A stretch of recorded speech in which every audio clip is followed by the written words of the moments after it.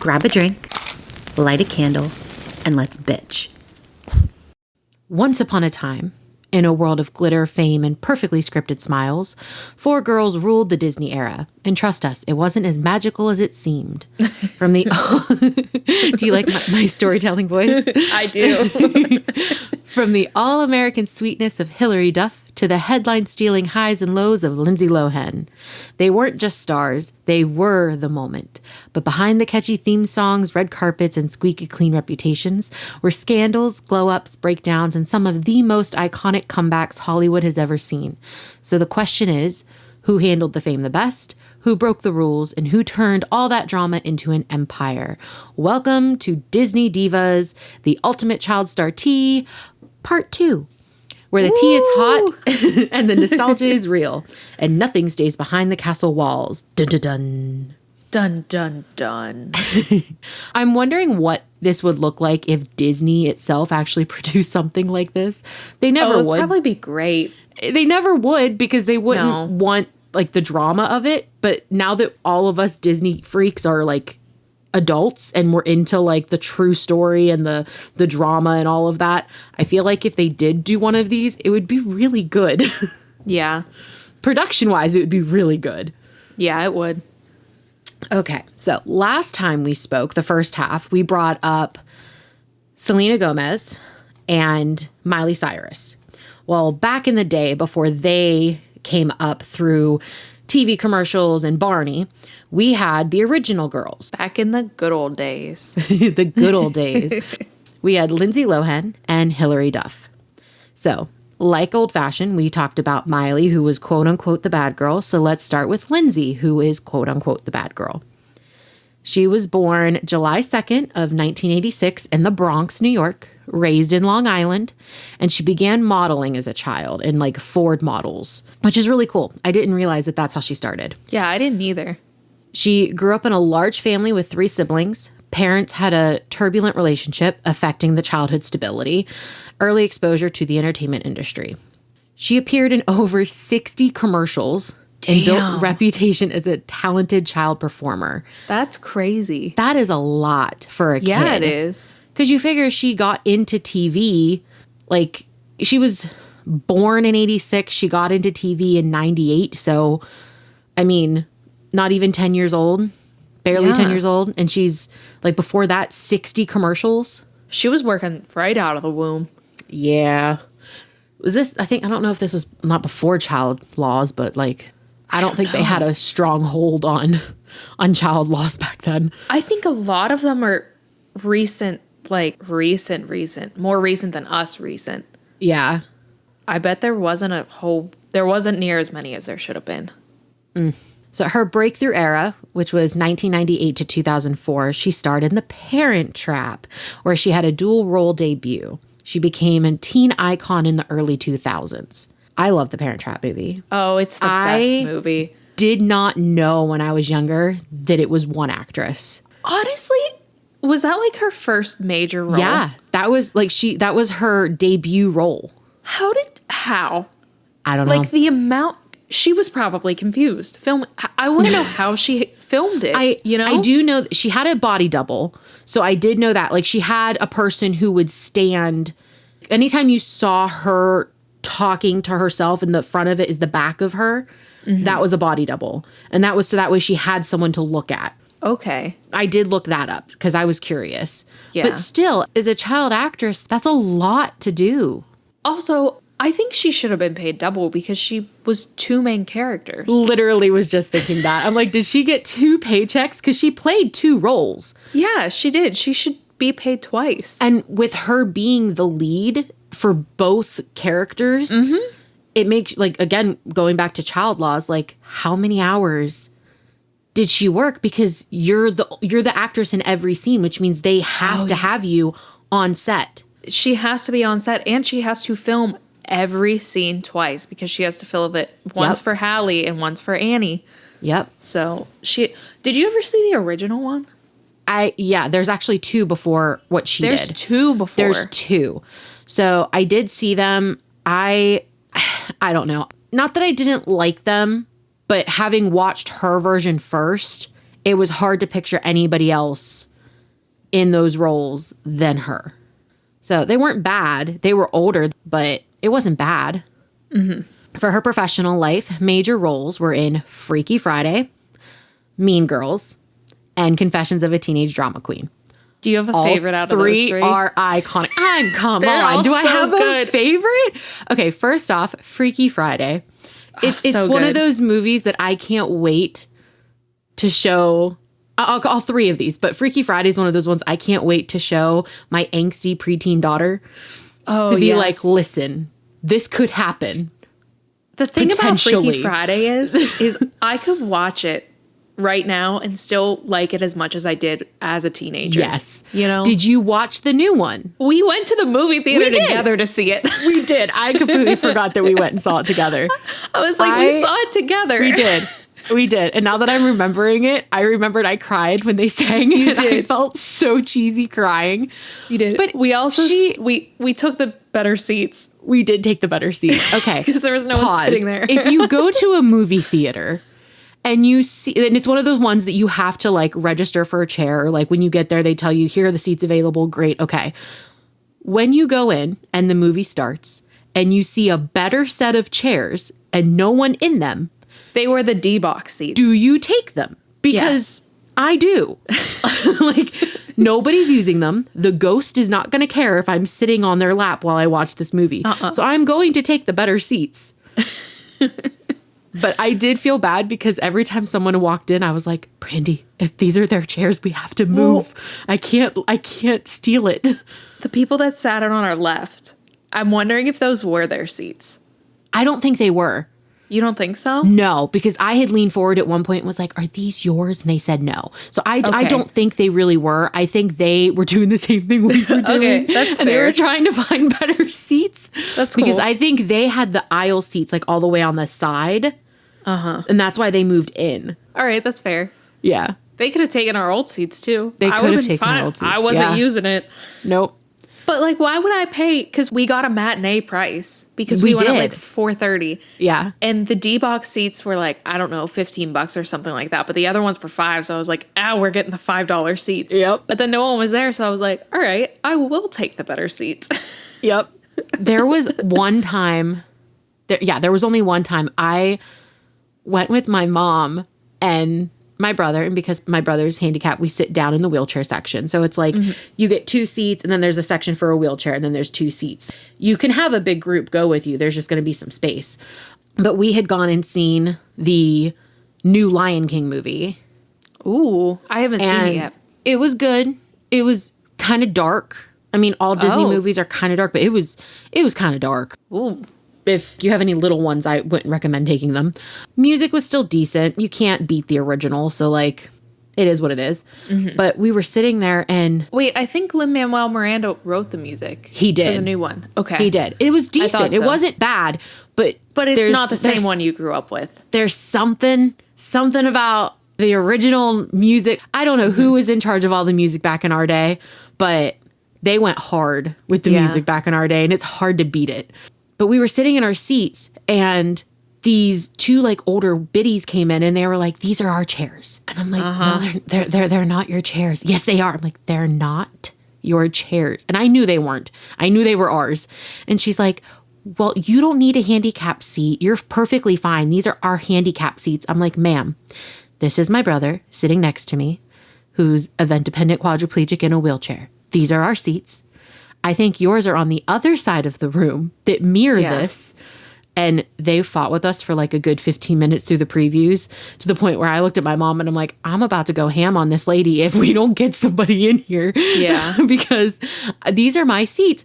And meanwhile, I'm in my head, I'm like, did we steal their seats? Because if we stole their seats, we need to move. So like, I'm trying to be a badass, but at the same time, I'm like, I don't want to be in trouble if we stole their seats. But if they're not their seats, they're free for the taking, and I ain't moving. Yeah. So I see it both ways. But no, I did cry when they sang at the end of Freaky or Friday. Oh, so good.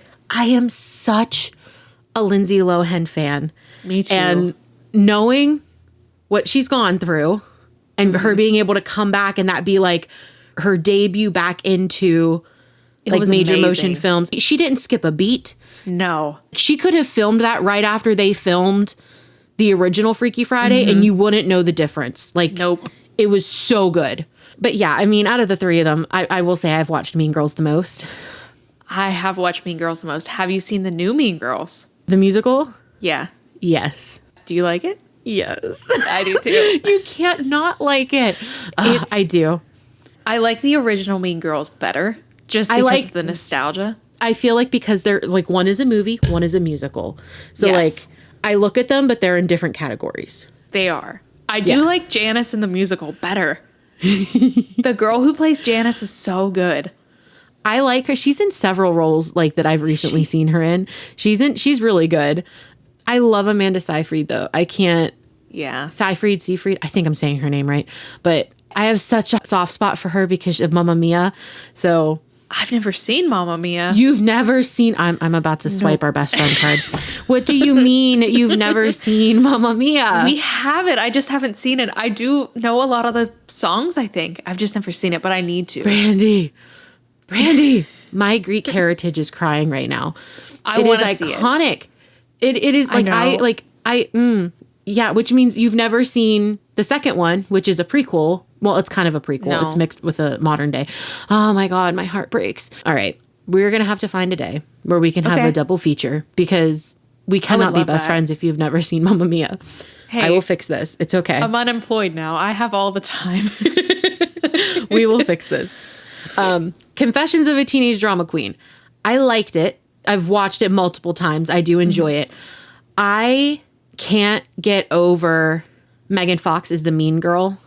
I will say, I haven't seen Confessions of a Teenage Drama Queen in a long time, and I don't think I remember exactly what happens in it, but I do remember the song at the end. And it's funny because it was stuck in my head all day today at work. And I was like, I wonder why the song's in my head. And now it's funny that we're recording this now because we didn't plan on recording today. We did not. So I think that's really funny. I think she does really well in the role. It's just, it feels, I don't know. It feels weird. Lindsay launched her music career, Speak, in 2004. I think she's underrated as a singer. I think she sounds amazing. I like watching her perform. I don't think I ever listened to one of her albums, but You should. I think she does a great job. listening to her sing in all the movies she's in, they're always incredible. Like, I love those songs that she's singing. So. Yep. Knowing who we're comparing her to, we'll get back to that. We'll get to that when we get to her. All right. But she's known for her strong acting and her box office success. She increased fame and brought in intense media attention, which caused family conflicts when they became public, began experiencing pressure of celebrity life. So her career peak and her struggles are from like 2005 to 2012. It's when she started to transition into adult roles. We see this a lot with Disney kids. So this is the part where we're like, okay, what's it going to be like? Are we going to have a smooth transition or not? I would like to say I don't think it's necessarily their fault, though. No, I agree. They needed some like adult help and professional help to deal with the fact that they're working children, and that's not something they've received. And like we've said, they're being treated as adults while they're children. So they're being treated as adults, meaning that you're expecting them to be professional and to hold an adult job with the emotional stability of a child. And because they're not going through the typical situations that teenagers go through, they're not in those situations. They haven't experienced them. They don't go to a regular school, and they're surrounded by adults in professionalism all day. They don't get to just relax and be kids. That boils over. You're right. It's not their fault. They needed a strong adult influence in their lives, and clearly they didn't get that. They didn't have it. Her adult films include Herbie Fully Loaded, which I love that movie. It's a great movie. A Prairie Home Companion. I don't know that one. I also don't know that one. But her career was by legal issues and inconsistent work. She lost roles and faced industry setbacks. She struggled with substance abuse and legal troubles, multiple arrests and rehab stays, highly publicized personal challenges. Clearly, like, TMZ was big on Hilary and Lindsay back in the day, because that's right around this period when TMZ was huge. So everything was publicized. She hung around that, like, Britney, Paris Hilton, all of them, whenever they would go out and party, she was in that group. But also, like, yeah, drugs are bad. Yeah, multiple arrests, not good. Rehab is a good thing. Yes, I never understood why anytime you'd be like, oh, she's in rehab. Why is that a bad thing? That's a good thing. That's Let her go in good rehab. thing. Let her get help. But none of those things should have been publicized. Nope. It was a personal challenge. It should have stayed personal. It shouldn't have been publicized the way it was. Yep. 2013 to 2019, her efforts to stabilize her career and image really took hold. She starred in smaller films and TV projects like reality series, Lindsay Lohan's Beach Club. She did a stage debut in London's West End. Oh, I didn't know that. That's fun. I feel like a lot of celebrities, when they're trying to do a comeback, go to stage first, then they go back into filming. Have you seen anything about Daniel Radcliffe? He's in a show on Broadway right now. It looks so good. It looks so good. He does a lot on Broadway, though, ever since he stopped. He did a couple films after the Harry Potter franchise, but then I feel like he did a lot more on stage than he did in film. I just saw something, but he was in a show with Jonathan Groff recently, too. And I think, I could be so wrong. I might have no idea what I'm talking about, but I think he maybe left that to do this one. But what's her name from SVU's gonna do it next? I saw that. I did. You're right. I did see that. Not Olivia Benson. That's her character. Mariska Hargitay. Yeah, that one. She started to focus on her personal growth and recovery. So she lived abroad, including Dubai, for privacy, and she worked on rebuilding relationships.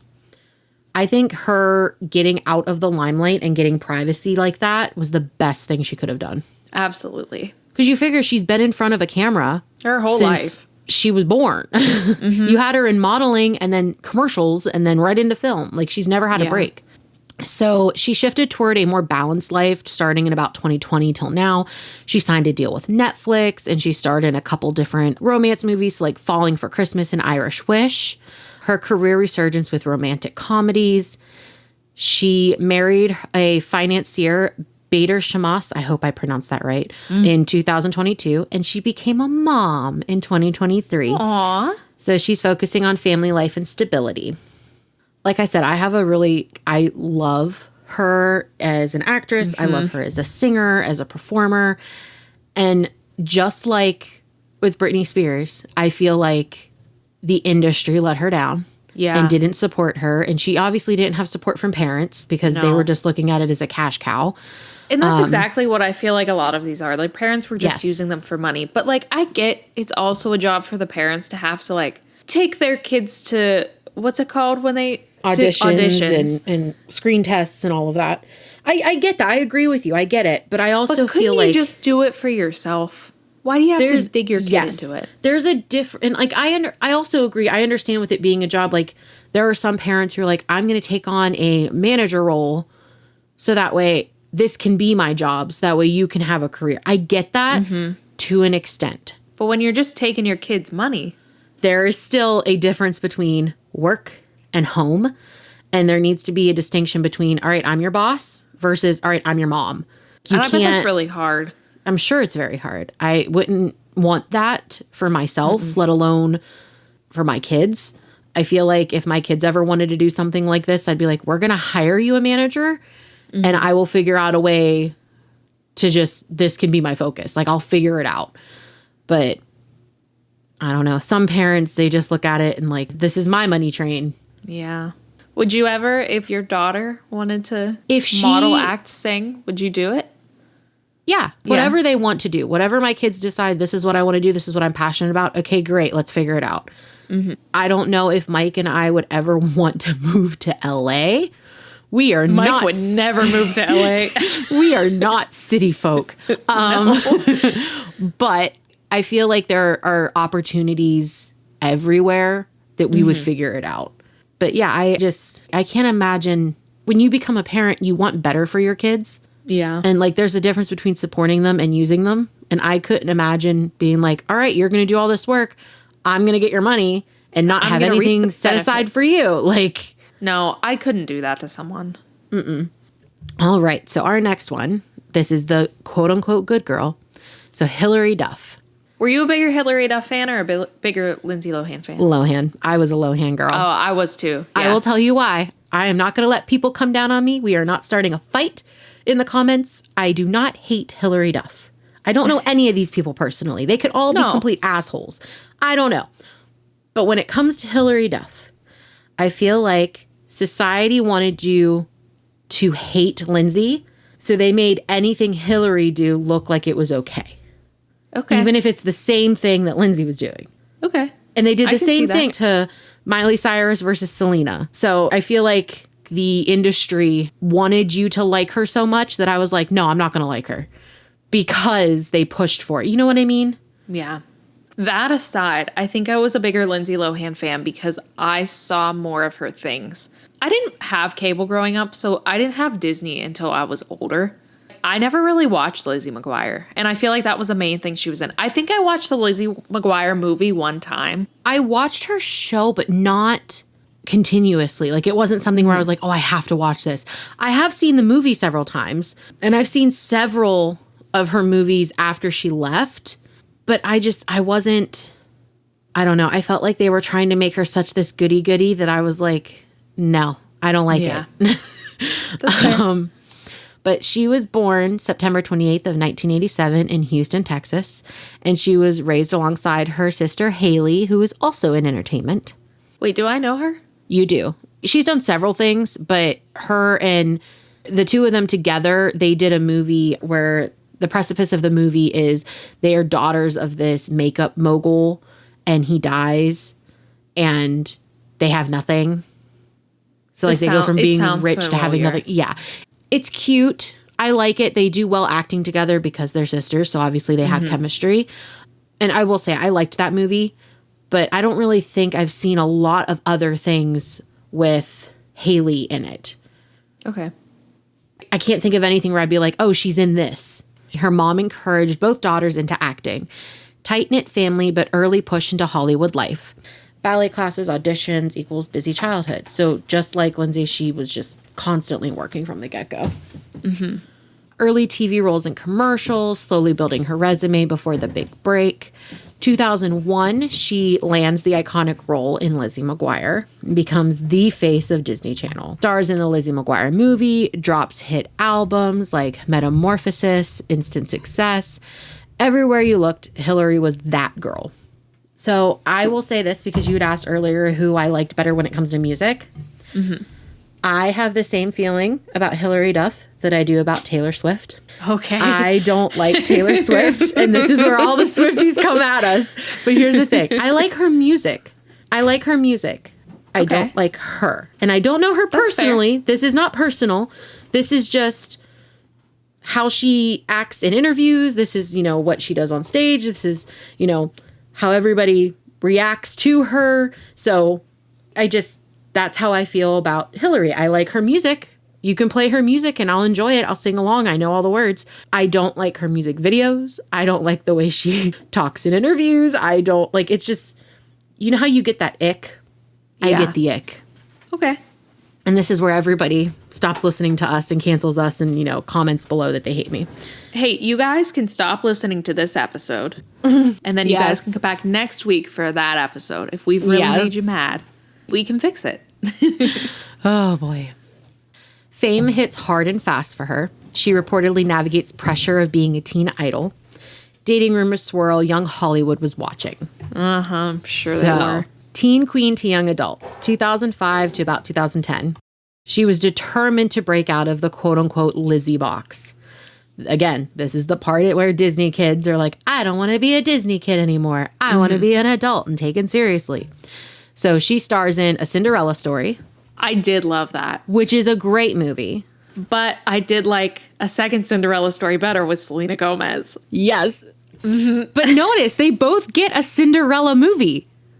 They did both get a Cinderella movie. They're the goody girls, so they get the Cinderella movie. Yeah. And then she also does Cheaper by the Dozen. Also a good movie. A big thing that happened between Hilary and Lindsay was literally at the exact same time. Because if you notice, the main lead guy in A Cinderella Story is also the main lead guy in Freaky Friday. Oh my God, it is. It's Chad Michael Murray. Uh-huh. So again, I'm not in these relationships, but there were rumors that Chad Michael Murray was dating Lindsay. And then he got in the movie he was dating Lindsay because that movie came first. Mm-hmm. And then he got in the movie A Cinderella Story. So then there were rumors that he was dating Hilary. But each of them brought him as a date to each other's opening night. Yes. That's See, funny. This is what I'm talking about. That's this is where I'm funny. like, the industry is playing you and we're eating it up.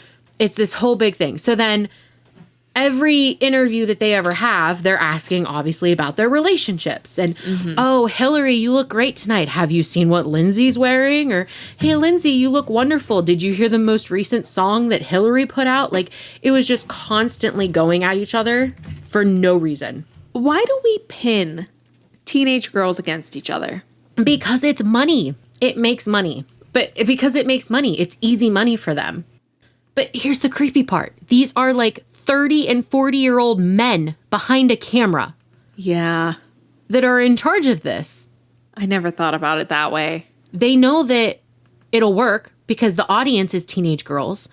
Teenage girls are horrific. They are the most monstrous people on the face of the earth. Yes. I know because I was one. I was one. I went to school with one, and we're all terrible. Exactly. You know it's going to work. You know it's going to make money. So then once this 40-year-old man behind a camera is like, I'm going to tell all these girls that so-and-so stole your boyfriend and so-and-so brought your boyfriend to the show, they're going to be like, OMG, no way. And that's where they start the feuds between Lindsay versus Hilary. Mm-hmm. That's how one becomes bad, one becomes good, and la-di-da. Everyone's on the front of a tabloid. They shouldn't have to be. They shouldn't have to be on front of the tabloids. 100% agree. 100% agree. One other thing that Hilary Duff, I don't know if she did this for that reason, but she was in a high-profile relationship with Joel Madden, and he was older by quite a bit of years. So luckily people are like talking about this now in the industry, but back then it was kind of like, oh, she's an adult. They're going to do what they want to do. She's fresh, like 18, 19 years old. She is not an adult. No.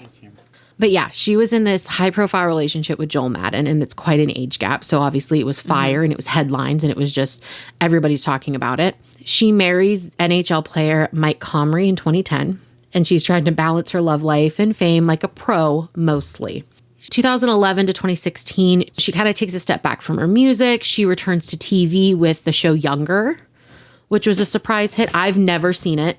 I was going to say, I've never heard of that, I don't think. I've heard of it, but I've never watched it. She welcomes her first kid in 2012, and then she gets a divorce in 2016. So then she's navigating single motherhood. 2017 to 2021, it's like a new chapter for her. She continues with Younger, but she expands into business. So books, fashion, collabs, stuff like that. So she keeps like a steady career. A lot of people are like, oh, she's so rare in Hollywood. I can't believe we're seeing this person who's doing it all. I feel like if other people had a divorce, it would have been blown up more than hers. Yeah. But that's what I'm saying. I feel like they gave her a little bit of privacy. And yes. I feel like maybe she did ask for that. Maybe other people don't ask for it. Maybe they want the attention and she didn't want to. We don't know. But You're right.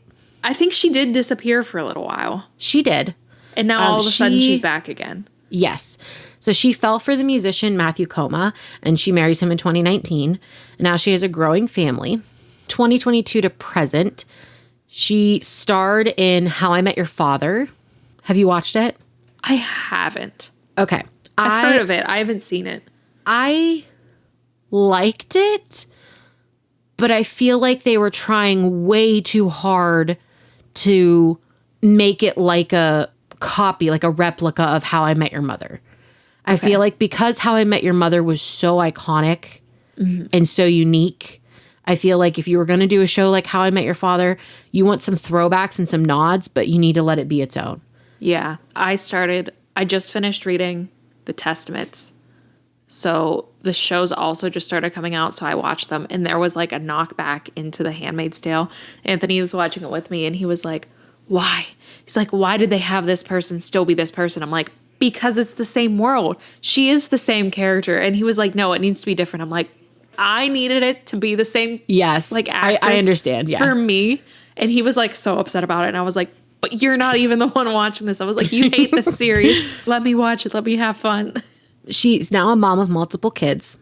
And she has there's not a lot of like info on it, but there was this mom group drama. I want to know about this. Okay. There was this mom group drama on social media. Wait, hold on real quick. Yeah, go ahead. Ethan just sent me a message and he's like, I started listening to the latest episode and I'm dying. I love the podcast. It's amazing. Oh, thank you. Okay. You remember Ashley Tisdale from High School Musical? Of course. Okay. We love her. I love Ashley. Mm-hmm. I do too. She published an op-ed on The Cut and she was blasting a group of famous mom friends as mean and toxic. So in this first person essay titled Breaking Up with My Toxic Mom Group, the actor accused the Starry Group, which seemingly includes Hilary Duff, Mandy Moore, Meghan Trainor, of excluding her from activities and icing her out, while sharing happy photos of their meetups without her all over Instagram. She wrote, "Here I was sitting alone one night after getting my daughter to bed thinking maybe I'm not cool enough. All of a sudden, I was in high school again, feeling totally lost as to what I was doing wrong to be left out." Let me just say, I am so anxious about making mom friends that are not already in our friend group. Mm-hmm. Because, like I said, teenage girls are monsters. Yeah. And now you're a mom with kids. You're just a grown-up teenager. You're a grown-up dragon, basically, taking care of your kids, which every mom is unique. Every parenting is different. We don't think you're a dragon to your own kids, but it's hard for girls to make friends with girls. Like, it's just hard. Yes, it is so difficult. So I feel with anyone who's like, I put myself out there and I joined a friend group for moms. Yeah. And now they're kind of icing her out. No, I'd be sad too. So after realizing she was still being left out of like the group hangs, Tisdale said she confronted the other moms in the group chat. She wrote, "This is too high school for me and I don't want to take part in it anymore." Her comment, Tisdale said, didn't exactly go over well. Some of the others tried to smooth things over. One sent flowers, then ignored me when I thanked her for them. Another tried to convince me that everyone assumed I'd been invited to gatherings and just hadn't shown up. Then why didn't anyone ever ask where I was? I wondered. To be clear, I have never considered the moms to be bad people. Maybe one. But I do think our group dynamic stopped being healthy and positive, for me anyway. Tisdale didn't name any names, although fans can and have already guessed them. And none of the moms directly responded to her essay. But the indirect responses are coming in, and they are spicy. Surprisingly, the first one to enter the chat was a dad. Hilary Duff's husband, Matthew Coma, took to his Instagram stories on Tuesday to post a mock The Cut cover of himself with a headline that reads, "A mom group tell-all through a father's eyes. When you're the most self-obsessed, tone-deaf person on earth, other moms tend to shift focus to their actual toddlers." He added in a sarcastic caption, "Read my new interview with The Cut." So, also, I just want to say, if she didn't want to be friends with those people anymore, she has the right to do that. And she can be like, hey, I don't feel like doing this anymore. I just need some time back to myself. This isn't my vibe. Yes, I can't get mad at her for that. But if she's trying to hang out with them and they're constantly not inviting her, not telling her what she did wrong, and they're isolating her out. Yep. Yeah, I think that's a bad thing. I feel like if somebody came to me and said what what Ashley Tisdale said and was like, I'm not comfortable. This is too high school for me. I'm done. I 100% would be like, I am sorry I made you feel that way. Yeah. What can we do? I'm so sorry. That was not what I was trying to do at all. Exactly. But clearly it was their intention. Yeah. Clearly. And I'm sorry. You are an adult. Why are you having your husband fight your battles? If in a girl group, in a mom's girl group, why are you having your husband? I saw that and I was like, no, you're the bad one in this situation. You are clearly the wrong one in this situation. I might not put this in here. I'll decide. But we were talking about healthy communication versus non-healthy communication. And I said, my best friend, Abby, I think is probably the first official healthy communication that I've ever had, because she was the first person in my life when she was mad at me that would come up and be like, I'm mad at you and this is why. And I'd be like, oh, and we would talk about it there. And I'd be like, I'm so sorry. I didn't even know I would do that. And we'll still do it today. Like, we have a group chat and sometimes I'll say something thinking I'm funny and she doesn't understand that I'm joking. She'll be like, are you upset with me because of this? And I'm like, no, I totally meant that as a joke. I'm so sorry you took it that way. Like, that's not how I meant it at all. I was trying to be funny. And see, that is so healthy. And not just that, but the fact that it's the example you gave was over a text. I do that constantly because we have a couple friends in our friend group who are like one word answers, very like bland. And I'm like, is she mad at me? Did I upset her? And you're like, no, she said the same thing to me. I'm like, oh, okay. Like I have to remind myself. I'm like, this is through a text message. There is no emotion through a phone. This is all in your head. She's literally responding to you and you're taking it the wrong way because of how you're reading it in your head. Yeah. I feel like Abby and I have been friends for so long because we can literally be like, hey, I'm mad at you. Hey, I'm mad at you. Hey, I'm mad at you. We talk it out and then we're friends again. Like, we're fine. You know, I feel like a lot of people don't do that. They're just like, I'm mad at you, so I'm going to ignore you. And I'm not going to talk to you anymore until I feel better. And if I never feel better again, oh, well. No, I like that. I feel like that's very healthy. Mm-hmm. So Duff's sister, Haley, remember I mentioned her earlier, they are allegedly estranged at this point. So she subtly joined the conversation. Fans noticed that the singer-actress liked Tisdale's essay on Instagram, suggesting that she may not be on her sister's side in the drama. And the latest news comes from Meghan Trainor and her husband, Daryl Sabara. The singer weighed in on the chaos by simply sharing a TikTok video of her sipping a hot drink and typing while looking slightly confused, but clearly unbothered. Me finding out about the apparent mom group drama, she wrote, adding the hashtag still don't care as her song Still Don't Care played as the soundtrack. I don't know. That was kind of a bitchy move. Mm-hmm. I know. At least in my opinion. I feel like if you 100% didn't understand what was going on, why wouldn't you message them? Why wouldn't you be the adult and message the person that is upset? I'm not saying, okay, if somebody came to me and said, you upset someone, my initial reaction would be like, I had no intention of upsetting that person. What did I do? I didn't upset them. It's not my fault. Like, there's a difference between being defensive without understanding the situation just because you don't want to be in the wrong. It's okay to be in the wrong. If I say something and it upsets you, even if it doesn't upset me, it upset you. So tell me it upset you. Let me understand why it upset you so I don't do it again. If you don't want to talk about it for a day or two, that's fine. Yes. But then if you're just going to like... But it seems so much like high school. If she sent a message out and she was like, hey, this isn't my vibe anymore. I don't really like the way I'm feeling in this group. I don't want to hang out with you guys anymore. Let's talk right now. What did we do to make you feel that way? We're so sorry. It won't happen again. Mm-hmm. You know? But to like send her flowers and then ignore her. It's like, okay. So did you really not understand why I was upset and you felt bad? Or did you just want to make yourself feel better and be like, well, I sent her flowers. Yeah. What was Meghan Trainor's song? Did you say the title? It was Still Don't Care.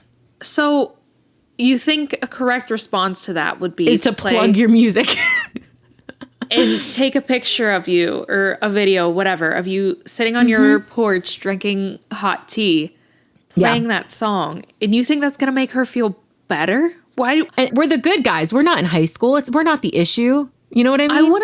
I just want to understand why the goal is to make her feel worse and not better. Like if she's hurt, I want to make her feel better. And this, ladies and gentlemen, is why women are mean. And why it's hard to the make... Bitching Babes podcast. Welcome to the Bitching Babes. And this is why it's so hard to make friends with women. Because when you put a bunch of women together, the cattiness comes out. This is what happens. Which is why I'm very happy and loved with our friend group. Because when our friend group gets together, the only people that could be attacked are our husbands. And half the time, they deserve it. So they do deserve it. It's okay. It switches and it's them attacking us and then we all attack them back. Yes. And then it's just game night. You missed game night last week. I did. But there was a new girl there who I apparently have never met before. And when I tell you, she was so familiar to me all night. I was like, how do I know you? And she's like, you are also familiar to me. She is 5 years younger than me. We've never met before. We went through every possible way that we could have met. We've never met. But as people were introducing everyone to her, I did ask to use everyone's names. Only one person told me no.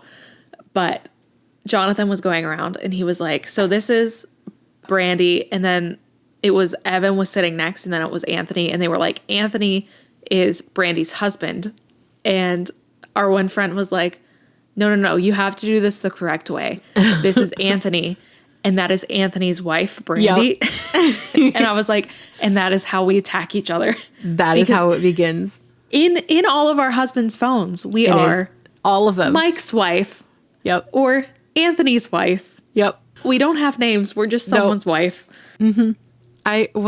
Evan said something. Oh, it was so cute. I love how excited the guys get, like, whenever my daughter's around. Mm-hmm. Just because, like, I went to high school with almost all of these guys. I never in a million years would have thought that they would be quote unquote uncle to my kids. Yeah. Ever. Never would have thought. Like, if you had told me in high school, I'd be like, y'all are lying. They had all come over to help Mike with the truck that came up to your house. And I had her outside and it was just so funny. Like, Evan first off was like, well, I'm Uncle Evan and she loves me. And like, I come over and then your husband was like, well, I'm Uncle Anthony because Aunt Brandy's her godmother. So like, I count too. And they all just kept inputting. And I'm like, this is so cute. I love this right now. I'm sad I missed that. They'll never repeat it. They'll deny it. I know they will. Back to Disney Divas. So this featured Miley Cyrus, Selena Gomez, Hilary Duff, and Lindsay Lohan. So now we are going to compare who had the origin setup, meaning who had the easier childhood. So Hilary Duff had a stage mom with a structured path to fame, carefully guided career from the start. Lindsay Lohan had a child model turned actress childhood. Fame came fast, maybe too fast. Miley Cyrus was an industry baby. Hi, Billy Ray. And fame was basically inevitable for her. Selena Gomez had humble beginnings in Texas, started on Barney and Friends, and worked her way up the hard way. So the gossip take is Hilary managed, Lindsay launched, Miley was born into it, and Selena earned it. Do we agree or not agree? I think Hilary probably definitely had the easiest entrance. I agree. I would say. And I would say that I think I would say Lindsay and Selena both worked the hardest. I think Lindsay Lohan, I think I agree with the fame came fast. And maybe it was too fast for her being like as young as she was. And I'm not going to say she wasn't like a hard worker, but I think it may have been easier for her to get roles, and I think it might have been a little bit harder for Selena Gomez, you know? I don't know. I think Hilary Duff was probably like easiest, and then Miley Cyrus because of her dad, and then Lindsay Lohan, and then Selena Gomez. I agree with that. I feel like, don't get me wrong, all of them worked hard. Like, I'm not taking away from that at all, but I definitely agree when it comes to like the humble beginnings, that would be my list. I would say that Hilary and Miley definitely had the easier start and probably not the most potential. That's not what I mean by this, but definitely had like the most potential in the sense that they had the easier start. And the path was set for them. Yeah.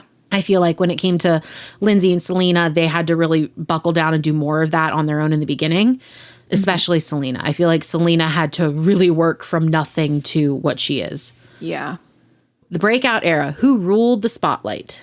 So Hilary was the face of Lizzie McGuire, sweet, relatable, and totally safe. Lindsay Lohan was a movie queen with Mean Girls. She had sass, talent, and edge.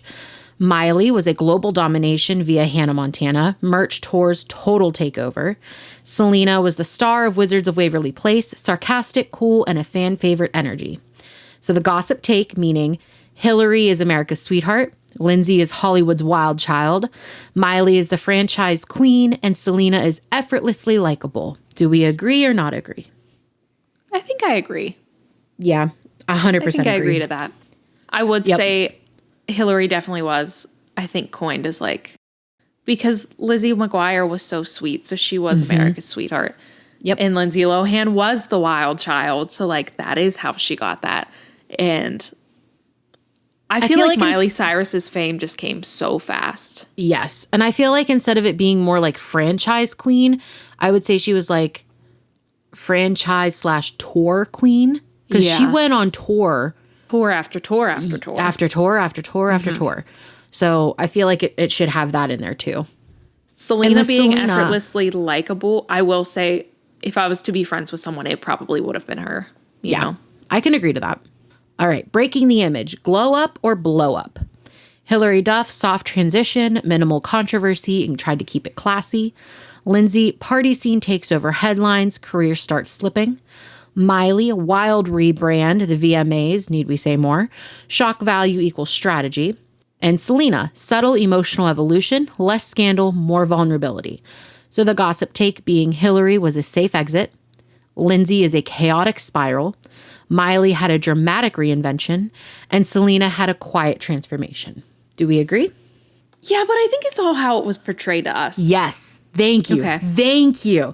Agree. 100%. So this, like with it being the breaking the image, this is when they were leaving Disney and they were trying to be their own. So 100% agree with the list, but also it's how it's perceived. It's how it was set up for them. So yes. I don't know. Miley Cyrus might have tried to do something a little calmer. And it might have not gotten attention. And it might have like forced her to be like that, you know? Exactly. Like, yes, it was a shock to the system, but it worked. Yeah. It did what it needed to do. Yeah. Hilary had a safe exit, but let's face it, even today, are you looking at her and not thinking Lizzie McGuire, America's sweetheart? So did she really have a transition or did she just grow up? She's now a mom. Yep. Well, except for that whole mom group gossip. Yeah.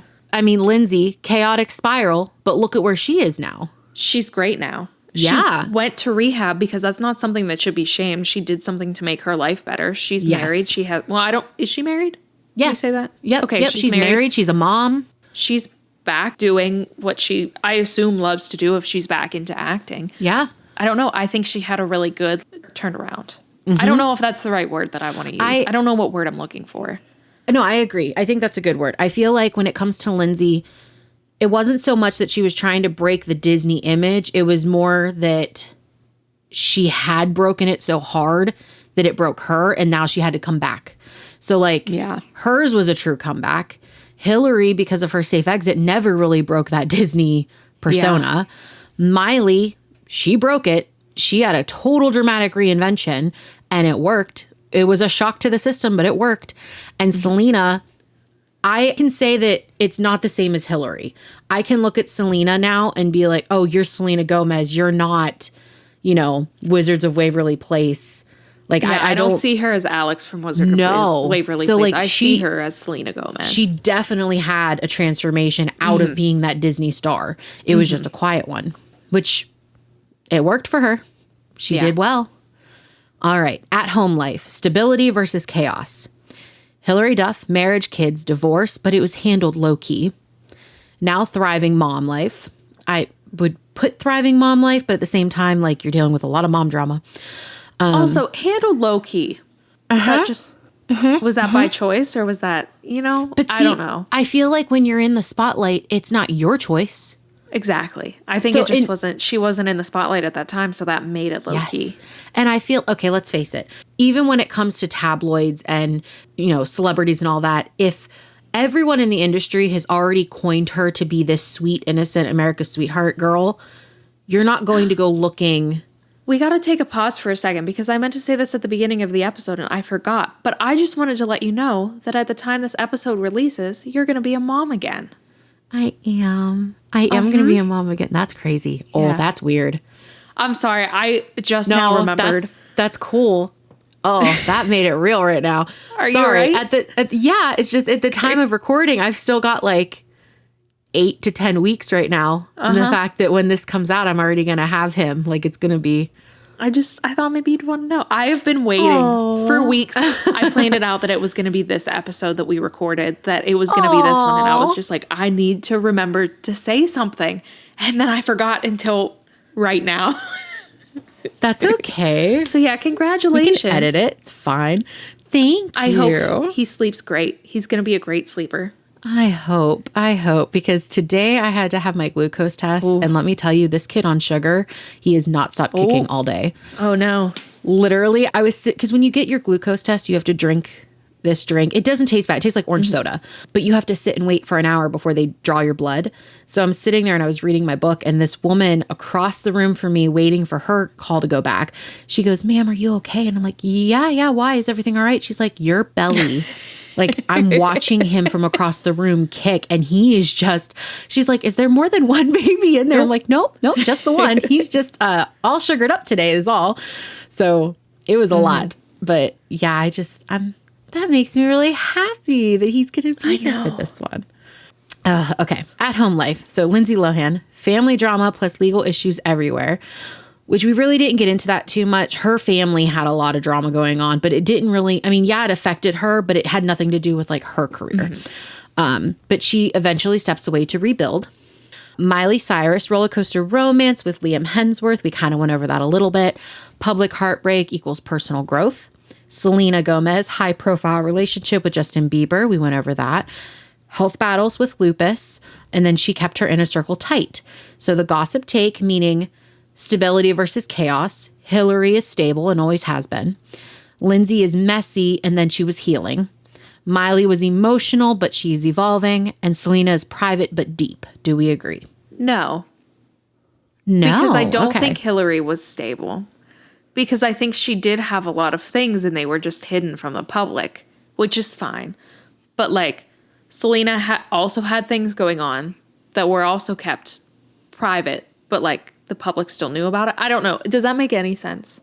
Yes, it does. I feel like there was definitely a difference in how their home life and their personal lives were portrayed in the media based off of who they were. I feel like if all four of them had the exact same situations, they would have been portrayed differently, and all four of them. Hilary Duff got divorced, but we heard like, I don't know. I don't really pay attention to a lot of stuff, but I heard nothing of it. Nothing. Miley Cyrus got divorced, and I don't really follow these things, and I heard everything about it. Yep. So, did Lindsay Lohan get married and divorced? I don't think not she divorced. did. Married. She got married. Just married. But not divorced. And then she has a kid. Okay. But I was like, Selena Gomez, I don't follow anything, but I knew when she broke up with Justin Bieber, you know? So I think it's just... Well, like now, by the time this comes out, like she's married now. Yeah. Well, she's married now when we're recording. Yeah. But it's like, I think Hilary being stable, I don't think that's necessarily... She still got a divorce, but like Miley Cyrus is in trouble because she got a divorce, but I don't know. That's just my take. I agree. Reinvention era, who bounced back best? I think this one's hard to choose because there are two people on here, the two quote unquote good girls, Hilary and Lindsay, who didn't really have to bounce back. Yeah. So I want to kind of skip this one just because it doesn't feel fair. Let's go to Love Lives because this is the tea. So Hilary Duff, married to Matthew, chill, supportive, and then it says drama free. Girl, we literally just read about the drama you're going through. Lindsay, married Bader, surprise stability arc. Why is that a surprise? She worked hard to get that stability. She worked hard to get better. Exactly. Miley, marriage/divorce with Liam, independent era unlocked. I can agree with that one. Selena, iconic on again, off again relationship with Justin. She's now focusing on herself and thriving. Obviously, this isn't updated because now she's married. So I feel like when it says the gossip take and it's telling me that Hilary equals a healthy love life, you got divorced. That's what I mean. We're not saying that we know that divorce isn't ultimately the goal, but like sometimes it is the better thing to do if that's what you need to do. Every relationship is different. We are not judging here. That is not what this is about. I just feel like if Miley had a divorce and it was looked at as a bad thing, why are we not looking at Hilary's divorce as a bad thing? If it's shamed for one person, it should be shamed for everyone. And it shouldn't be Hilary equals healthy love when that wasn't, we just read about how that wasn't a thing. I don't know. It's just, like, I'm not trying to shame anything, but we can't say that it's bad for Miley Cyrus and good for Hilary Duff, you know? Right. So, final verdict, who came out on top? So, Hilary is listed as most stable, least controversial, and quiet success story. Well, I can agree, but again, I feel like that's because that's how she was portrayed. Lindsay, biggest early movie star, most dramatic journey, comeback queen still rising. Agree. Miley, most musically impactful, reinvention expert, and turned chaos into control. I can agree with that. Selena, most well-rounded empire, music, acting, beauty. Most relatable and publicly vulnerable, and massive fan loyalty. Again, I can agree with it. My favorite's still Lindsay Lohan. I am biased, but underdog. I will say that for everyone. We love an underdog. Yes. So this part I did not agree with on this test thing because it says ultimate T summary. So this is what it says about all four of them. It says Hilary Duff, quote unquote, did it right. Okay. Lindsay Lohan, quote unquote, survived the storm. Miley Cyrus, quote unquote, reinvented the game. And Selena Gomez, quote unquote, turned pain into power. Okay. Not that I don't agree with what is said. Again, it just keeps going back to what I've been saying this entire time. It's how they're portrayed. I feel like all four of them are strong, independent women who don't need no man. Don't need no man. But they went out, they knew what they wanted with their career, and they did it. Yeah. All four of them. I just feel like because they were such vulnerable young teenagers at the time of their height, the industry took them and played with them like chess pieces. And they deserved better. Yep. And gave them the role that they were expected to play behind the scenes, not on screen. And that is what they are. Yeah. So I just feel like if all four of them had experienced the same thing, they would not be treated the same. And that's shameful. That's not okay. But that's 100% what I also feel like it is for girls in high school. Yeah, that's true. Like, I feel like in high school, if I had the same experience another girl did, I feel like we would not have had the same reaction. So that's the tea, darlings. From the glittery rise of Hilary Duff to the headline-making chaos and comeback of Lindsay Lohan, from the fearless reinventions of Miley Cyrus to the quiet strength and empire building of Selena Gomez, these weren't just Disney girls, they were eras. They gave us iconic roles, unforgettable scandals, and just enough drama to keep the tabloids and honestly all of us completely obsessed. But behind every headline, every breakup, every comeback was a real girl growing up in the spotlight, figuring it out one era at a time. So whether you're Team Lizzie, Team Regina, Team Hannah, or Team Alex, one thing's for sure, the Disney Diva legacy is untouchable. So thanks for spilling the tea with us on Disney Divas, the ultimate child star tea. Don't forget to subscribe, leave a review, and come back next time because you already know there's always more drama where that came from. XOXO. Gossip Girl. I had to throw that in there. XOXO, the bitching babes. Yes. Thank you for tuning in to the Bitching Babes. To share your stories with us, please send us an email to tellthebabes@gmail.com.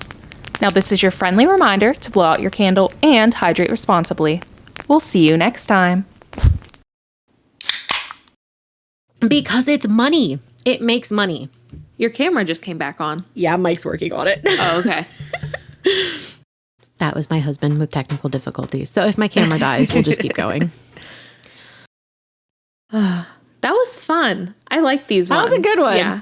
I enjoyed this. I like these ones a lot. I still feel like the Swifties are going to come for me. It's fine. I'll fight them off for you.